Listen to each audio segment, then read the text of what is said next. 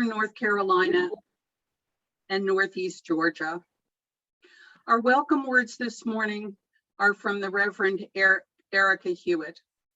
Welcome to this morning, this day, and this opportunity to be together in community, which is a time of joy, comfort, and sometimes challenges.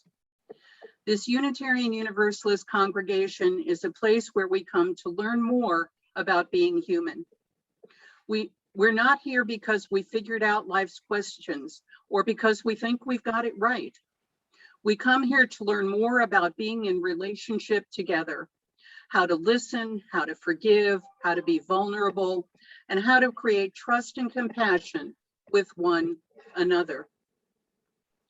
My name is Mary Teslow, and I'm pleased to be your service leader today. I'm joined this morning by our Zoom stage manager, Annette Watlington, our guest musician and speaker, Mindy Simmons, who I'll introduce in a moment, along with our music coordinator, Jude Lowry, and Bonnie Gramlich will be guiding us through joys and concerns toward the end of the service. The Zoom chat box is available for announcements or comments. Those who prefer to focus on the service can close it now and catch up later. Are there any church-related announcements?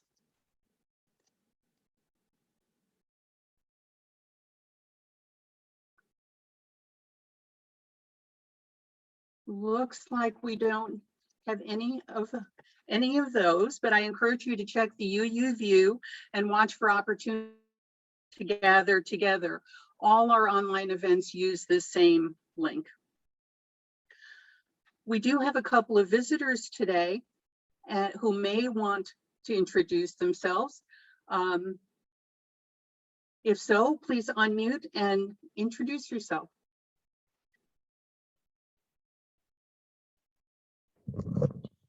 Don't be shy, y'all. Just say Well, hey. fair enough.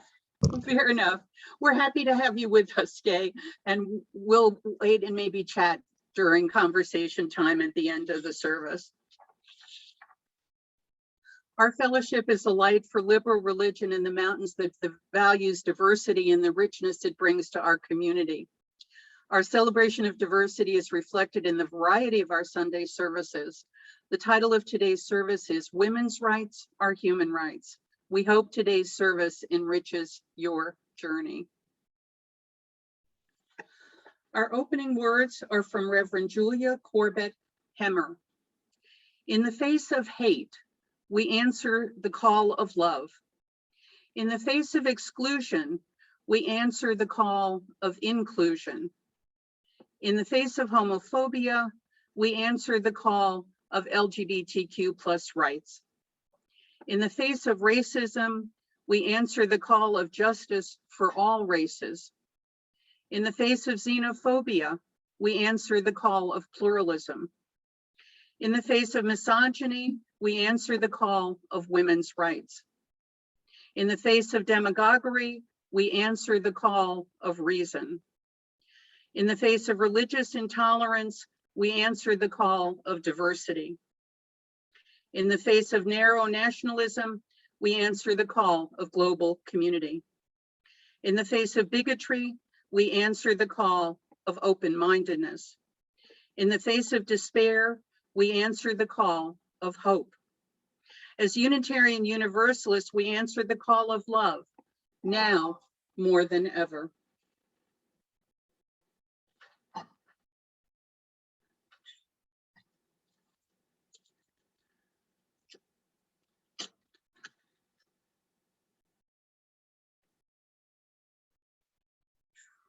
Let's see if I can get it where you can see. There we go.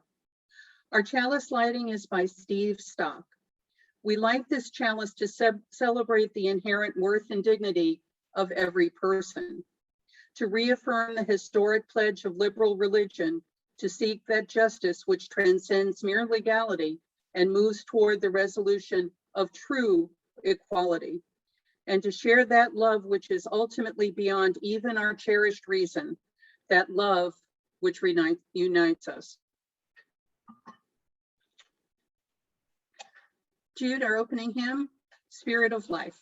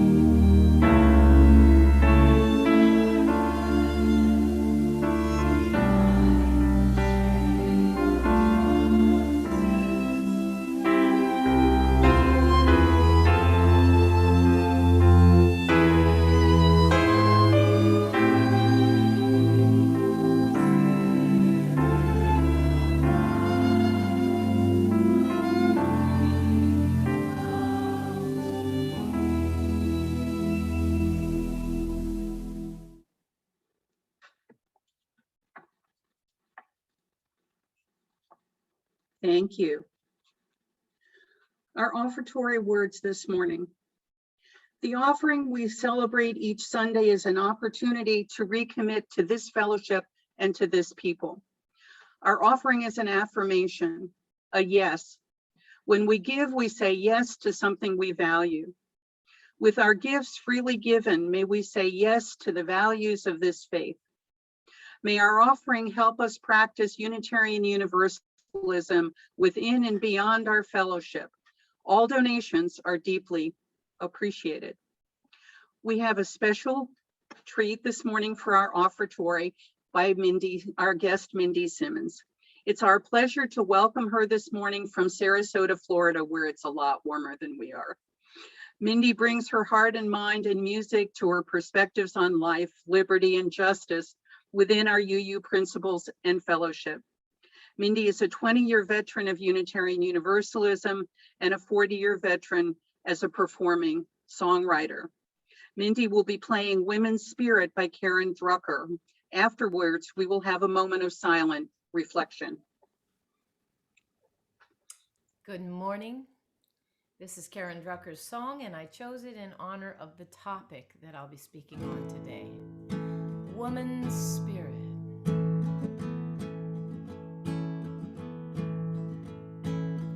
Woman, spirit is beauty. Woman, spirit runs deep. Woman loves with compassion. Our perfection is complete. Woman, spirit is graceful. Woman, spirit is wise. Woman, spirit is moving, bringing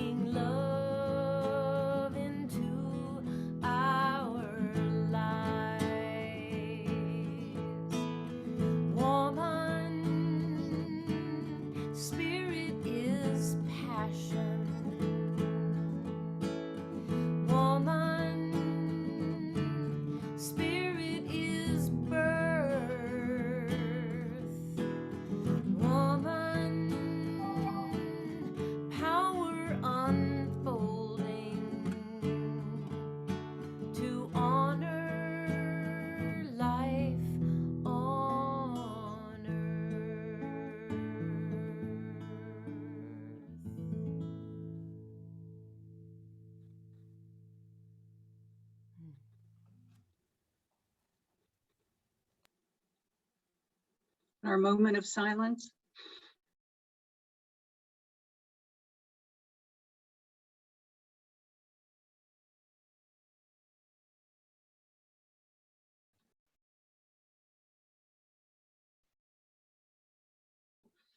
Mindy, thank you for the gift of that beautiful song. Gifts given in love and hope continue a cycle of love and hope. And now Mindy with her sermon and song, Women's Rights Are Human Rights. Thank you. So I decided I would start out with a song that is all-encompassing. I sang it for my neighbors across the street, and they listened and said, "That's not a children's song, that's a people song. People need to hear that song." So I'm going to start with this song that I wrote called "We're All the Same." It goes like this.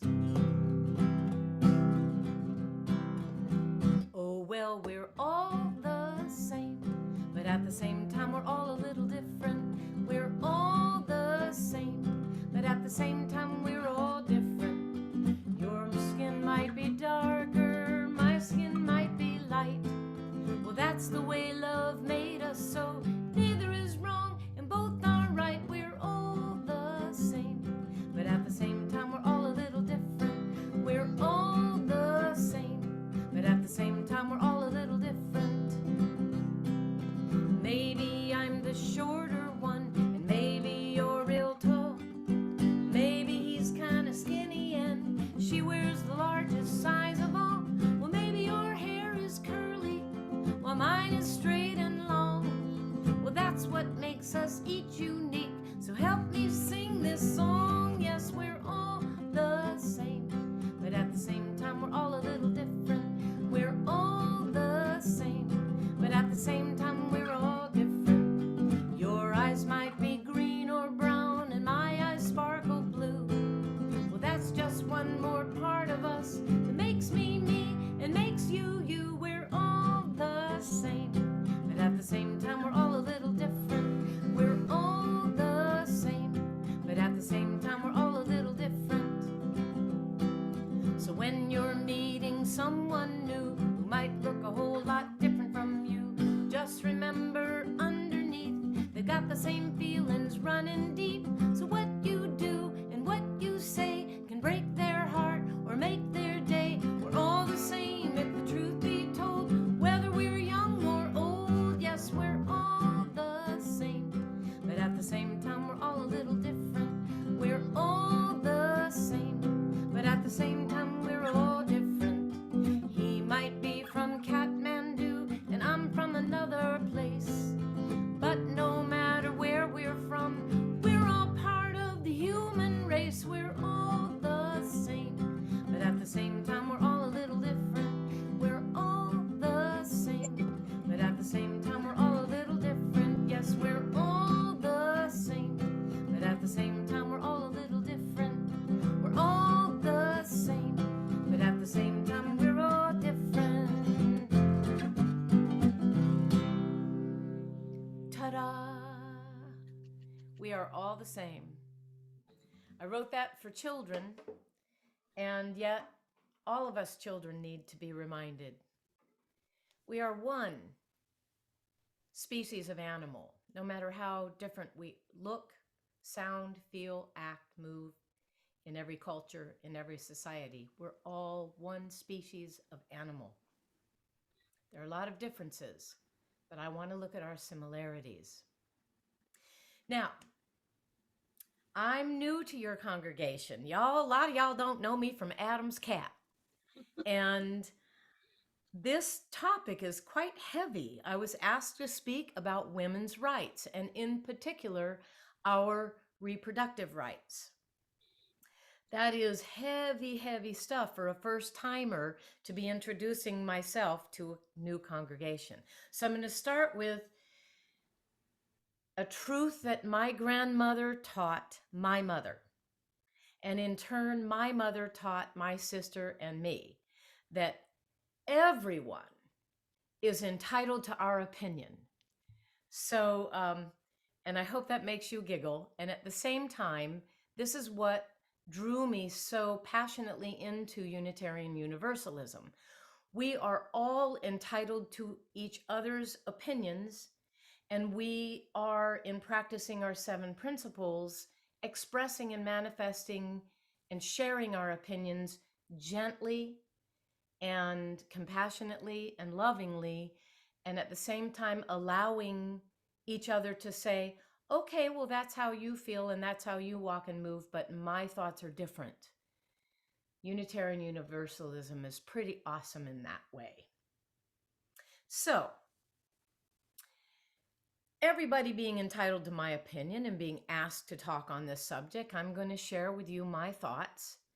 But before we can address the particular issue of women's rights and reproductive rights, I think it's necessary to point out some statistics to squelch the skepticism of some camps that all this feminism and women's movement stuff is outdated and unnecessary, right? So first, some facts. Susan B. Anthony was one of several women who together founded the American Equal Rights Association in 1866. Now notice it doesn't say anything about the difference between men and women. It's the American Equal Rights for all people, for all Americans. So we've been at this for a while now. Okay, fast forward 100 years. In 1960, when Gloria Steinem helped in founding the National Women's Political Caucus. Okay, so in all of that equal right attempt, women were still put as an aside valued character or gender, if you will, of our species in our country.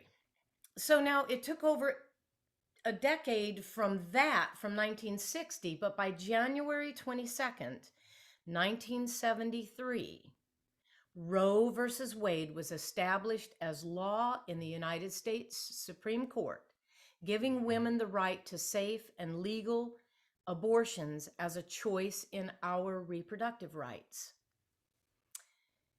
Fast forward to today, not yet 50 years later, and we are back at the fighting lines to maintain the establishment of the recognition of these rights. Okay, so now stats. Now I got these stats from an internet source. I double checked them with several other internet sources. They may or not be as accurate as they claim to be, but I believe that we can assume that they are close in their numbers and they support my concerns. Now remember, these are global statistics. We, the female gender, are approximately 51% of the population. Yet we are 70% of the impoverished global population. We are 83% of the adults serving as single parents, raising our children on our own. And at the same time, we are 66% of the workers in our communities. We contribute to producing 50% of our food supply, but we earn just 11% of the wages. And we own only 1% of the property. Now, bear in mind, these are global statistics, but knowing that our country was founded by property owners who wanted to stay in power, we the people was originally interpreted as white male property owners, right? So as we continue to strive to make our way in a very patriarchal world of governance, it seems clear to me that we are still in need of a feminist movement to claim our worth nationally and on a global stage. And it is very sad indeed to me that so many who see us, women, as a threat our successes and our advancements in every culture, every tribe, every society as a threat, that those people, mostly men, are still in power and still work diligently to keep us down. When will they learn that women's rights are human rights, living, breathing beings of the same species? We are all the same. And in spite of our differences, we all want good health for everyone, physical and mental. We want to live in safe and peaceful communities, and we all want everyone to be happy, right? Or do we? I see governments dominated by the male gender of our species constantly resorting to war to solve issues. Diplomacy, respect for diversity, out the window. I see our governments continuing to try to control the masses by misinformation to keep the wealth and power in the hands of the few. I see so many of our resources squandered and misused because of the greed for power and control and the disregard of the effect that these policies have on people in general, all to serve the profiteering of big companies and those who rule. These are global issues, not just American challenges. Yet from my perspective, that is why we still have issues about reproductive rights for women, greed for power and control. When religion is used to rule, leaders can impose spiritual judgments about life and divinity onto the masses. We see this in Islamic governments. Women are downtrodden and considered second-class citizens. Look at what is happening right now in Afghanistan as the Taliban take back over. Such an archaic, spiritual, religious governance that just completely diminishes the value of women and girls in their culture. Now, here in our first world experience, women too take a back seat in many religious sects and theologies where we are denied value, to say nothing of rights. Regarding reproductive rights, we here in the West can use our beloved Catholic Church as an example of the judgment against reproductive rights. Not only is the Catholic Church against abortion rights, it's also against any other safe and effective form of birth control. Why? In a world which is so overpopulated that we are moving towards our own demise, I should think that secular and spiritual leadership would encourage birth control for everyone to avoid unwanted pregnancies and the need for abortion.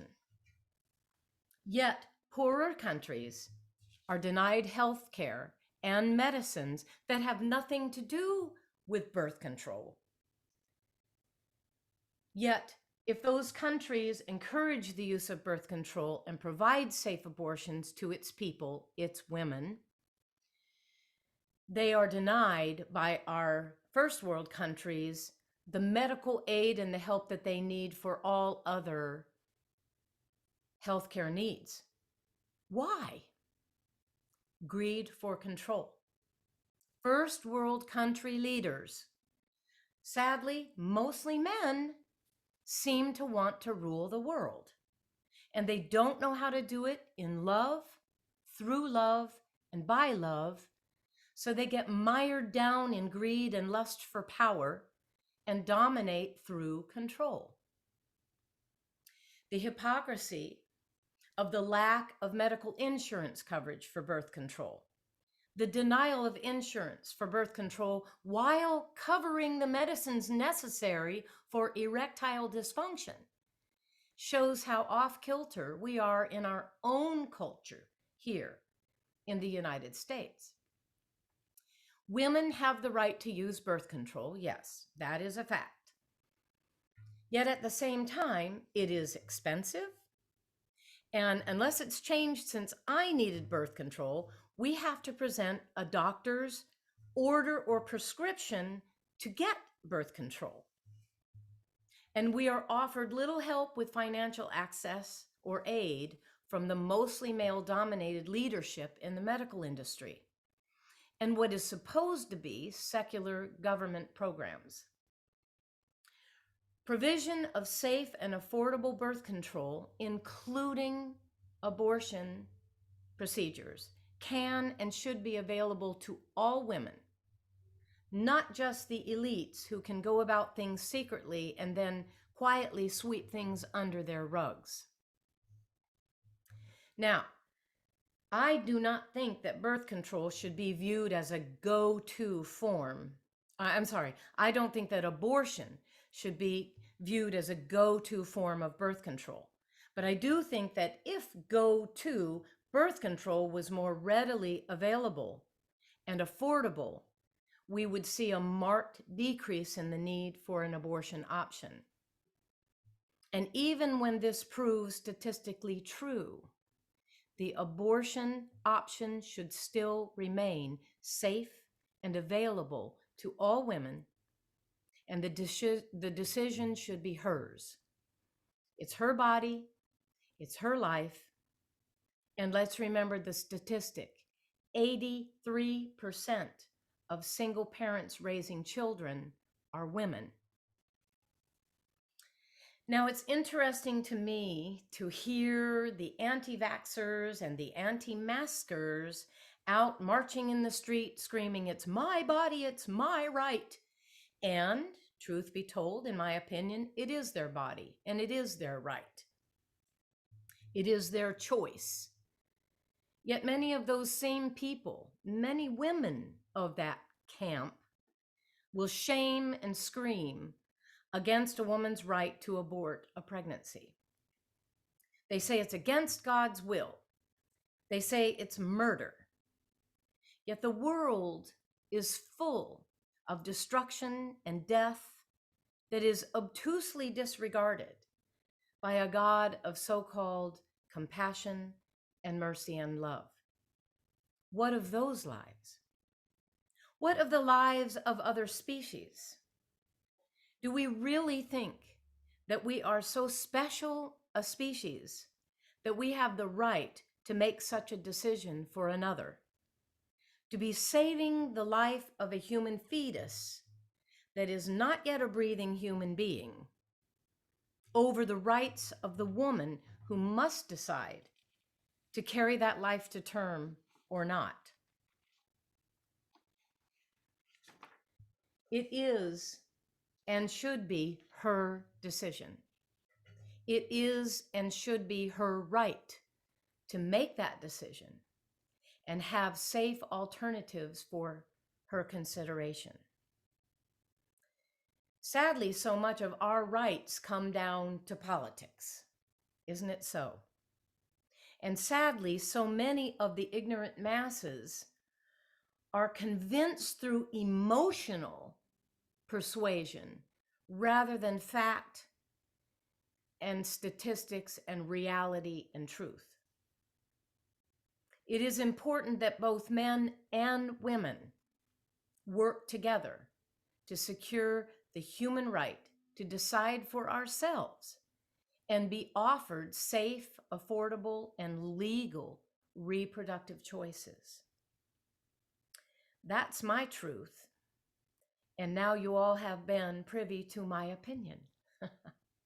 So I want to end my talk with a song that was written by Ellen Buxtell. She wrote it years and years ago, decades ago, really. And sadly, it still needs to be sung. The message is clear. It's my life.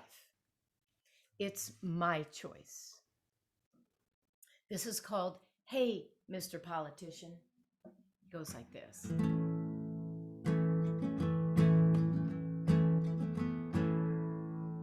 see, it's a 2-pager. Hold on 1 second. Would be good if I had all this stuff memorized, but you know, there's only so much room in this brain of mine. Okay, Mr. Politician. Hey, Mr. Politician, don't legislate my love. You're not walking in my shoes. Don't hide behind your religion. It's my right to marry whom I choose.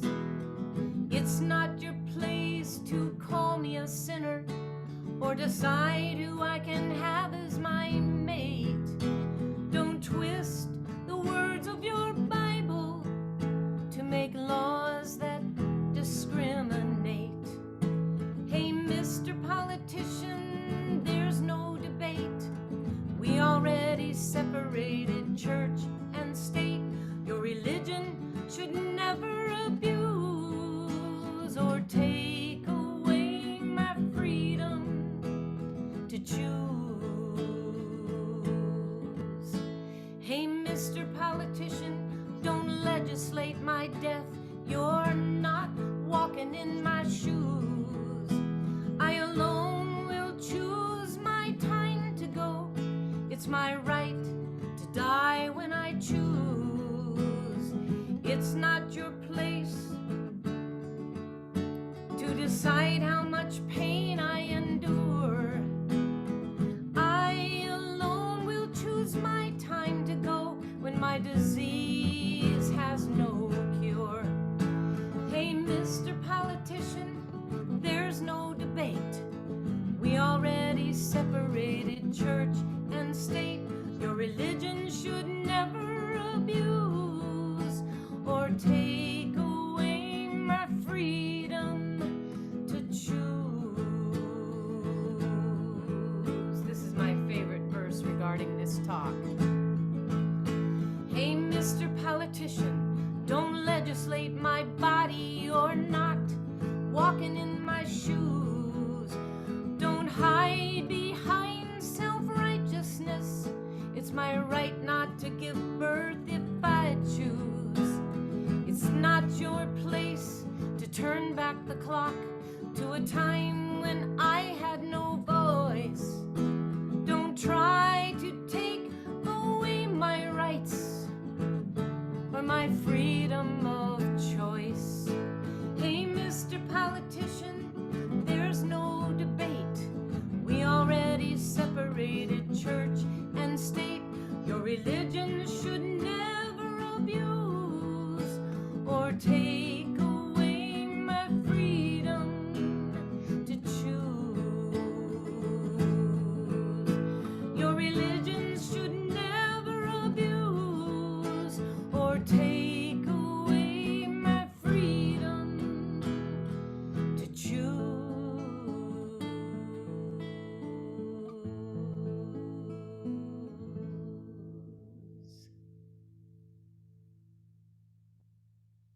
I will be most interested to hear what you all have to say because I, too, am entitled to your opinions.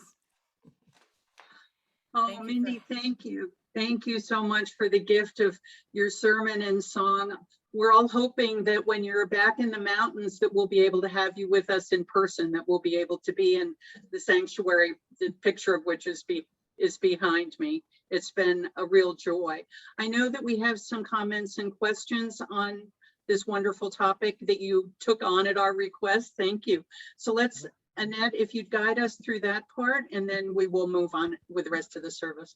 Okay, great. I jotted down a couple really quick things. I'll go with kind of the short one first.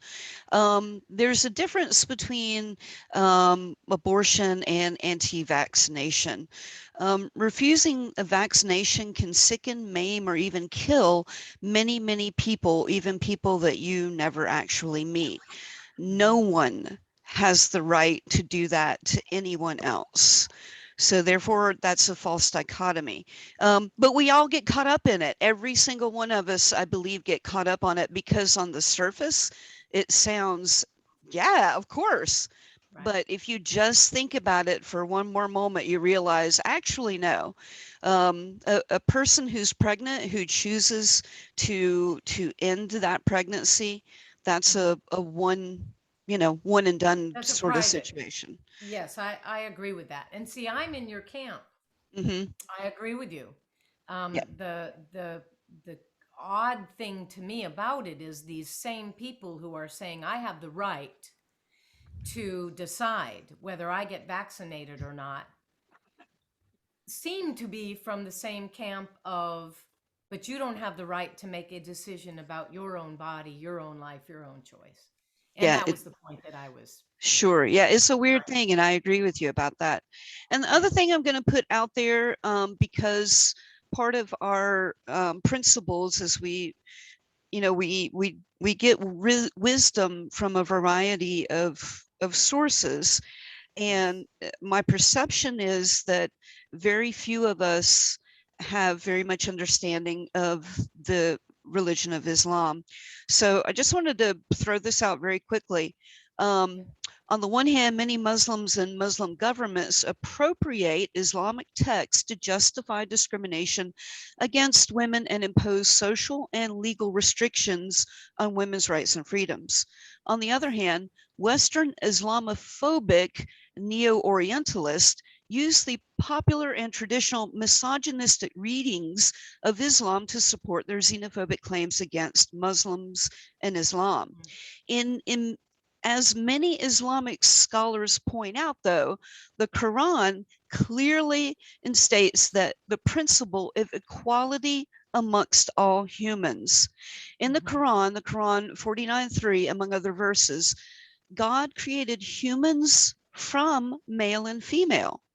And despite the empirical differences among humans based on race, gender, etc., the Quran regards them as equals and only ranks humans based on their moral choices and piety. God created men and women from the same soul as guardians of each other in a relationship of cooperation and not domination.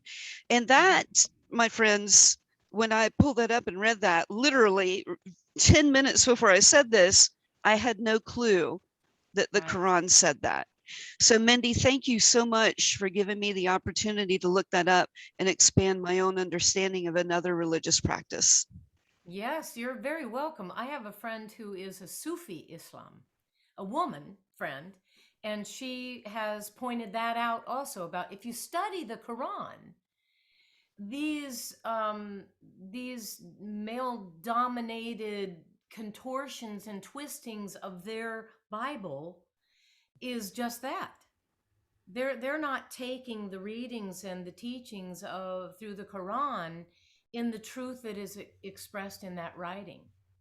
And she had to explain that to me because I was like, what are you doing?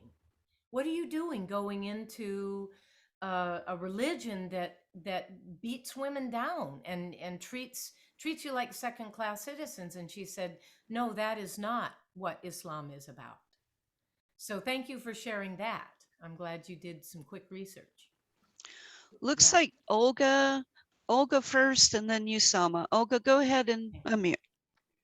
Good morning, and Mindy, thank you very much for I would say, an unbiased kind of look at abortion. And I must say that I agree with most of the things that you said. And one of them was that you alluded to the fact of choice. And I've felt for many, many years that the use of the pro-choice words as the slogan for women who resort to abortion has actually created part of the so-called pro-life people attitude that women who decide to have an abortion do it on the spur of the moment, and it's just, oh, well, I'm pregnant, I don't want to be pregnant, I'm going to have an abortion. And to me, a choice means when you have different options to decide which one would be the best for you at any particular time. I have personally, I work with many disadvantaged women, and I've known quite a few who had abortions, and I knew some who were even jumping down steps so that they could abort an unintended pregnancy. Oh, And there was no choice. It was the last resort. It was something that they had to do to preserve their life, to preserve their sanity, to preserve their families. And so, you know, I don't know how, and I have seen more and more articles where women are saying, you know, I'm doing this because I want to finish my education, or I'm doing this because I want to keep my job, and so on. And that is not my experience with women who have had abortions. It's usually a very painful choice. It's usually something that causes a lot of suffering. Any woman here that has had that has become pregnant knows that the minute you're pregnant, your hormones kick in and you start sort of loving that baby no matter what. And then you have to make a horrible, you know, painful decision. And Yes. I think that the other thing, you know, that we have to say, no, it's not, you know, something that we do as birth control. Is something that women have to do, because if you think of having a child for the rest of your life, Yes. who came to you and out of you because some male raped you, and when you were 12, Mhm. what are you going to give that child? Yes. You know, so I think it's very, you know, it is not just a simple choice. It's a matter of ultimate decision making. You are absolutely correct. I couldn't agree with you more. I could not agree with you more. It is not an easy, off the cup decision that women make. It's a painful thought process. And even when I know some women, even when they have decided that this is what they have to do, it's heart wrenching. You know, so I agree with you. Thank you for sharing that. Go right ahead, Selma. Okay, am I unmuted? Can you hear me? Yes, Yes, go right ma'am. ahead. Oh, okay. I just wanted to know. No, I just want to say I am so pleased that I got in to hear you, because this was wonderful. No one touches on this, especially the part of religion. No, I mean, this just is never said. Nobody dares. I'm the only one who has ever. And you, this is wonderful. I think this is necessary for people Yes. to understand some of this. There are things that, you know, are done to women because they can be. Yes. That's really the whole thing, because it is a male-dominated civilization. Yes. And we have to understand that, and we have to do some things to stop that, because it continues even to the 21st century. Yes. It Oy continues. vey. This is exactly, this is unbelievable. And, Mhm. you know, and to hear women also who go along with it, who Yes, accept that's it, very sad and to they me. go along with it and support it. And I say, you know, maybe there's something wrong with my head, you No. know, because this just is impossible. But I am so, it's so wonderful to hear you. And those two songs, Yes, ma'am. hey, this needs, Thank you. you know, there need to be recordings of this. These need to be played. People need to hear these things. Mm-hmm. It is so important. It is so urgently important, especially today, Yes. because we've gone so far back that it's going to take a lot to bring us forward. And that's the kind we need you again, definitely. This Thank is you very wonderful. much. And while I may not agree with some of the things that people have said, of course you have the right to, you know, to express your opinion and your feelings. And I think this is wonderful also, that we listen to what everyone has to say, whether we agree or disagree.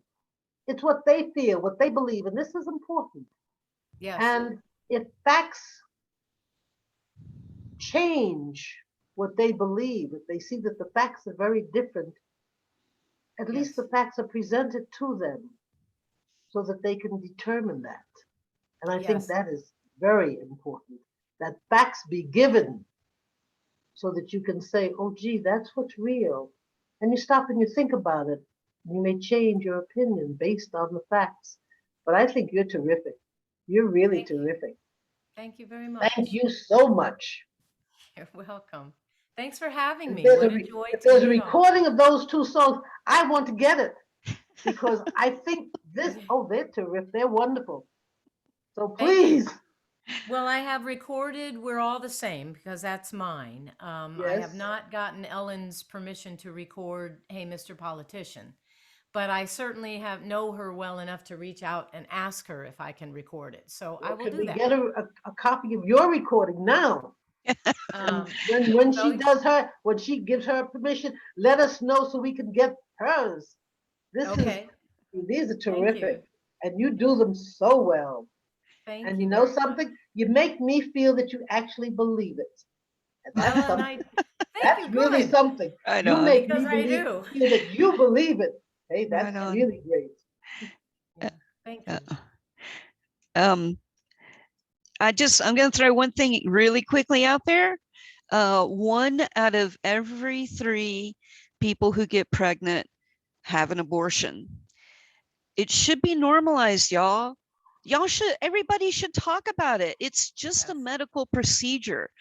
Don't, every time we feel shame over it or guilt or whatever you feel about it, you're carrying water for the patriarchy, and the patriarchy hates you. Penny, go ahead and unmute, please. As I've listened to all this as a medical person, I'm remembering an experience I had as a medical student when I was doing my OBGYN rotation. So I was on call with the medical team that night, and I heard this loud screaming. And to kind of cut to the chase, it was a 14-year-old girl who was pregnant and in fairly late stage of pregnancy, and absolutely had no idea how that came about. That is how ignorant she was of the realities of how one becomes pregnant. And I learned that there was a lot of folklore out there about that. If you have sex standing up, you can't get pregnant. I mean, it's just amazing.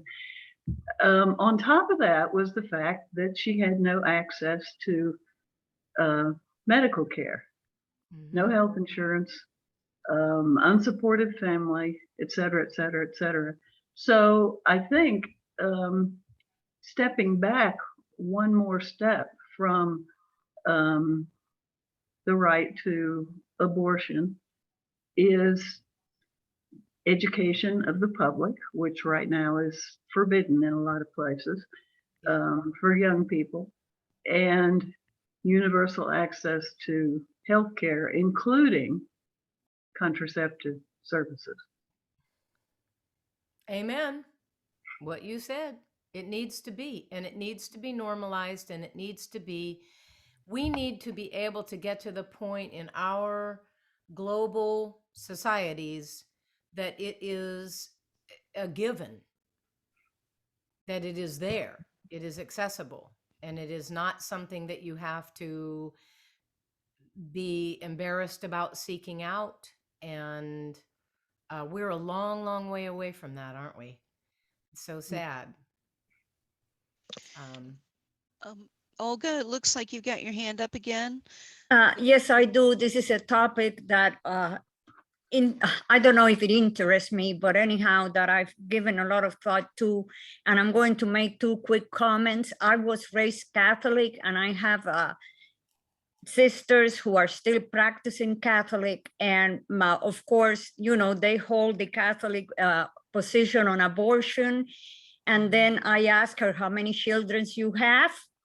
Do you have the same Catholic position on contraception? Because if you only have 3 kids, you are using contraception, which is against the Catholic religion. And the other argument that is given many times about not having an abortion if the child is determined, if the fetus is determined to be have major disabilities is that, well, they can always be adopted. And I ask people the same thing. How many have you personally adopted with major handicaps? And I worked in a school with profoundly mentally handicapped human beings who had a right, who were alive at that point and were 21 years old in a wheelchair and with diapers. And none of those people who are so against abortion ever came out to help. Mm-hmm. Yeah, it's I call it armchair warrioring. They sit in their comfortable armchairs and preach their attitudes about how everything else should be done around them, but they are not in there participating with the effect of what their so-called ideas and policies that they would impose on the masses has on cultures and societies. Becky says in the chat here, increased education of women and girls brings not only lower birth rates, but better societies all the way around. True that. Thank you, Becky, for sharing that. Also, when I was in middle school, we had sex education. I was out in Washington State, and they separated the boys from the girls for these classes so that there wasn't that giggly embarrassment. But we were taught sex education in the public school system. And we were told, we girls were told about birth control options. And at that time, which is many, many, many, many decades ago,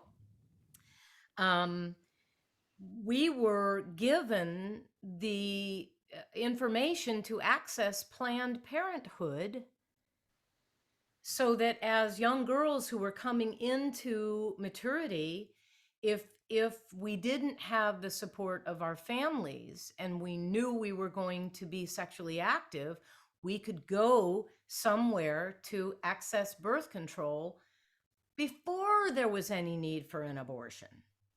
And this is what slays me about the whole campaign against Planned Parenthood. Those same people that are saying no abortion at all are taking out the whole access of other forms of birth control and planned parenting. So it's very sad. It's very convoluted and twisted. And as I pointed out at the end of my talk, so much of the political persuasion is emotionally charged rather than factually induced, if you will.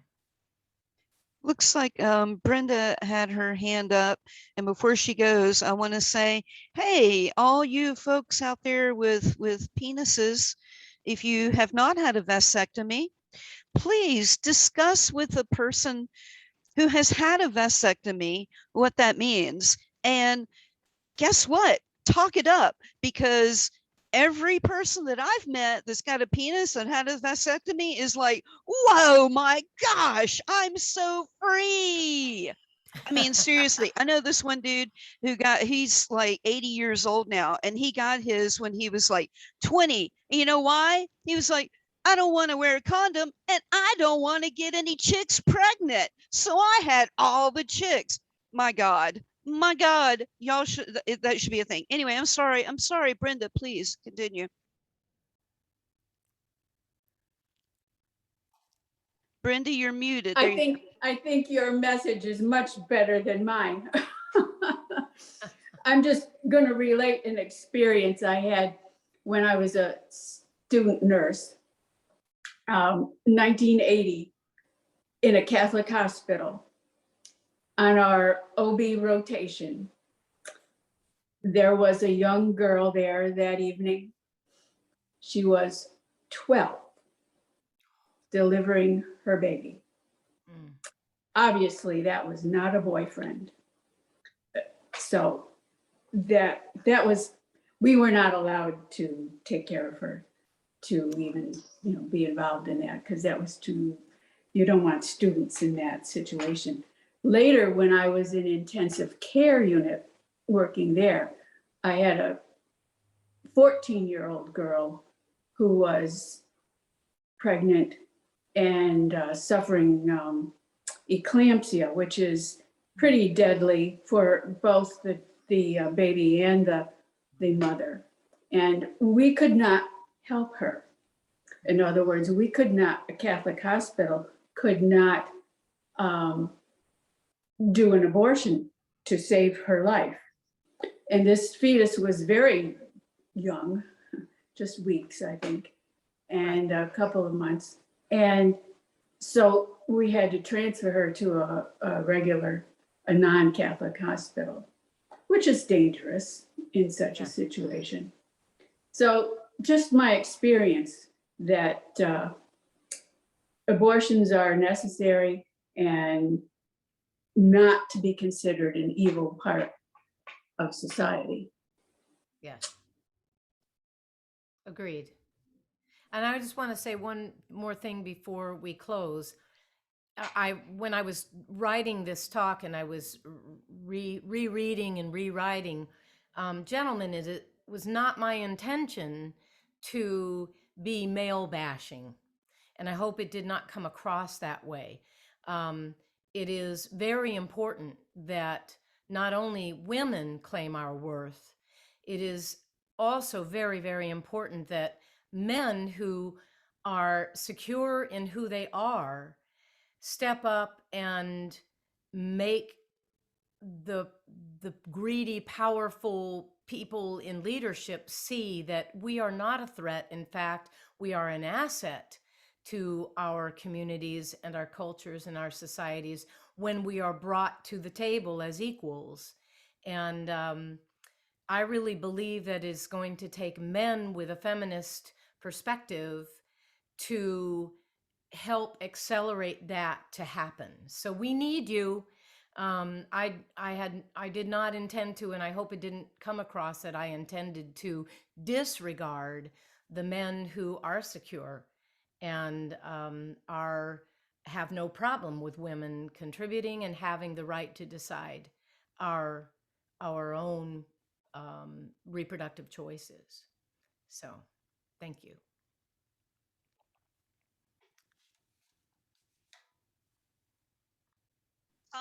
Tom, I see that hand up. Go ahead and unmute yourself real quick.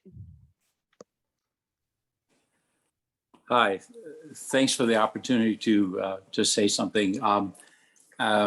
Two things. When I first began my career teaching, I was at a junior high school. We were 7th, 8th, and 9th grade, and and biology was the 7th grade portion that I taught a couple classes on that. And infamous chapter 16 in our biology book was human reproduction. And I was the only one in the school that would touch it with a barge pole because I was younger and very much more foolish. But it turned out to be a terrific experience. And rather than dividing the kids up, I had them all together. I felt that it would be a better learning experience if done in a delicate and proper manner. And it did work out pretty well. We had our giggles, we had some laugh. I didn't discourage that, but we had our good serious moments and were able to spend some quality time on the chapter. And I could tell you some wonderful stories about it at some point in closed conversation. But the second thing I want to mention is that, so I've been shooting blanks. I had a vasectomy many years ago. If you don't mind, it was an adult group right here. So, all right, yeah. So since for 47 years now, and I'm all right with it. And I recall that there was a deodorant that was advertised at that time, and something about the spray and would take the worry out of being close. And that was my mantra. Take the worry out of being close. Thank you. Thank you. Thank you for sharing that. Yeah, my mom had four children. We are all just a year and a month apart. And when she had my little brother, our fourth, she said to my dad, "We're not doing this anymore." So he went out and he was a doctor too, so he had a vasectomy and never looked back. I mean, he was like, that was the right decision, because then your mother didn't have to worry about us even accidentally having any more children. She had her hands full. We had a litter of children. We had enough. We wanted 4. We had 4. That to me is planned parenting. That's Planned Parenthood. And I applaud them, and I thought that was the coolest thing, that my father not only did that as part of a reproductive decision in his union with our mother, but he also had no bones about sharing it with his children. He shared it with his boys. He shared it with his girls. He let all of us know, as a male feminist, that men have a say in the decision too, with their bodies. And so thank you for sharing that.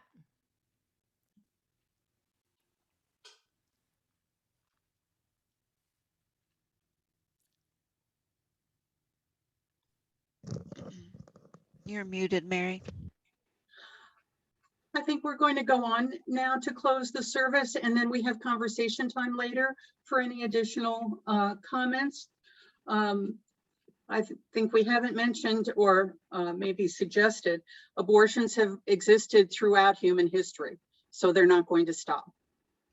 So having safe and effective reproductive care for both men and women, or trans people, everyone, is so important. Yes. Thank you, Robbie, for bringing Mindy to us. It's a very special gift. Now we'll do our closing hymn, 411, Part in Peace.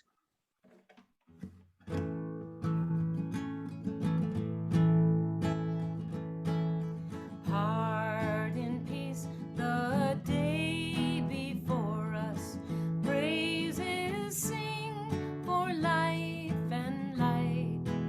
Are the shadows lengthening o'er us?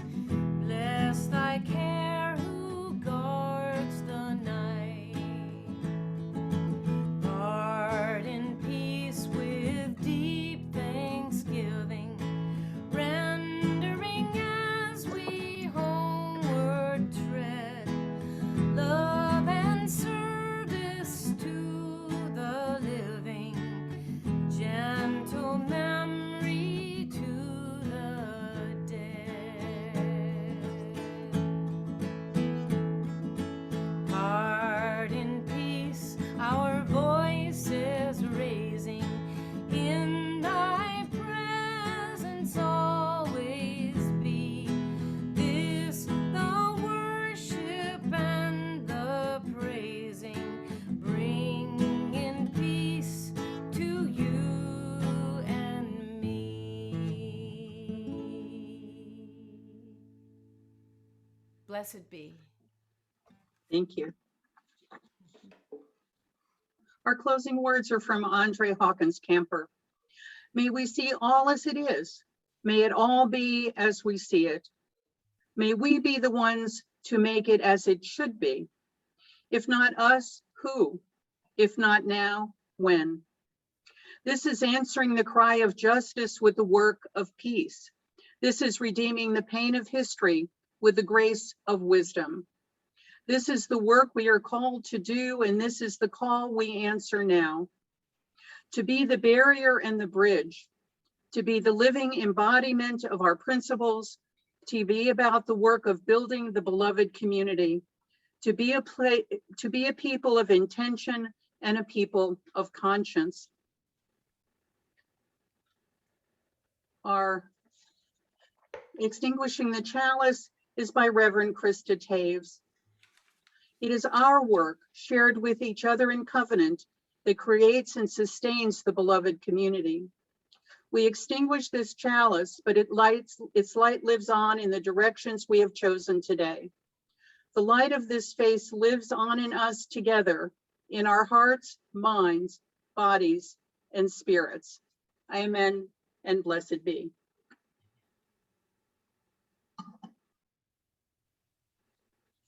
When we are together, we circle our round sanctuary and join hands for our closing circle and covenant. For now, we will join together in spirit as we recite our covenant together. Love is the spirit of this fellowship, and community is its goal. This is our great covenant, to dwell together in peace, to seek the truth in love, and to help one another. So may it be. Our dear Bonnie is having some technical difficulties, so she's not able to be with us to do joys and concerns, but we have well, there we go, the water and the pebbles right here. And Annette, if you'd guide us, please, for who would like to share in joys and concerns, and I'll do the pebbles. Sure. I have a really quick joy. While I was at the beach last week, I got a brand new winter hat and I wore it this morning. Woohoo! Because it's very, very cold. That's funny. A winter hat at the beach. That's funny. Yeah. Okay. Anybody else? Go ahead and mute yourself and let her rip. Don't be shy today. We're thrilled to see Becky Thorndike with us. Yay, yay, yay. And cats abounding. Yay. Woohoo! All the kitties. Yay. Yeah, the kitties. So I just wanted to say I'm doing better each day, and I wanted to thank everyone for all the support, the thoughts, the collective thoughts. I've always believed in collective thoughts, and it's worked. It helped a lot, especially on the day of the surgery, when I had a little bit of anxiety, and then I'd settle down. Then I really settled down.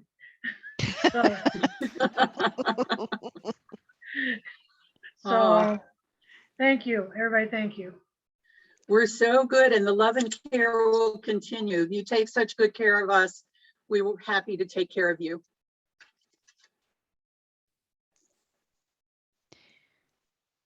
Anybody else? Go ahead and unmute yourself. Throw something out there. Callie mentions in the chat prayers of consolation for Liam, 12 years old, who lost his mom this week. So we'll hold him tenderly in our thoughts and care at such a terribly difficult time.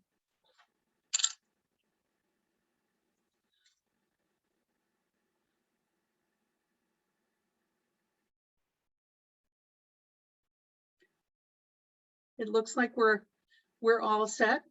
One last one. Selma and I went to a voting rights rally in Silva yesterday, and she spoke, and so we were happy to hold up our values for voting rights in our community, in our district. Absolutely. May we remember those who have spoken, those who have been named, and those we hold in silence in our hearts.